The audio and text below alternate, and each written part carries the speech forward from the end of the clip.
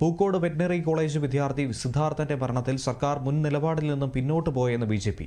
നീതിപൂർവമായ നടപടികൾ കൈക്കൊള്ളുമെന്ന് ഉറപ്പു നൽകിയ സർക്കാർ ഇപ്പോൾ പിന്നോട്ട് പോയിരിക്കുകയാണെന്ന് ബിജെപി സംസ്ഥാന വക്താവ് സന്ദീപ് വചസ്പതി പറഞ്ഞു. ഇക്കാര്യത്തിൽ ഇടതുപക്ഷം ഒഴുക്കിയത് മുതലക്കണ്ണീർ മാത്രമായിരുന്നുവെന്നാണ് സമീപകാല സംഭവങ്ങൾ തെളിയിക്കുന്നതെന്നും അദ്ദേഹം ആരോപിച്ചു. കുടുംബത്തിന് നീതി ഉറപ്പാക്കാൻ ഈ ഗവൺമെന്റിന് കഴിഞ്ഞിട്ടില്ല എന്ന് മാത്രമല്ല, പ്രതികളെ രക്ഷിക്കാനുള്ള നടപടിയാണ് സ്വീകരിച്ചിരിക്കുന്നതെന്നും സന്ദീപ് വചസ്പതി തിരുവനന്തപുരത്ത് വാർത്താ സമ്മേളനത്തിൽ പറഞ്ഞു.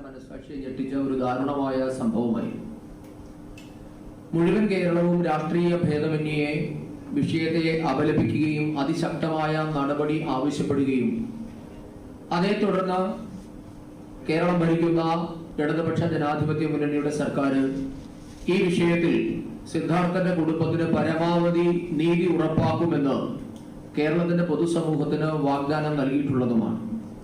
ഈ കാര്യം കേരളത്തിലെ എല്ലാ മലയാളികൾക്കും അതോടൊപ്പം തന്നെ മാധ്യമ പ്രവർത്തകർക്കും അറിവുള്ള കാര്യമാണ്.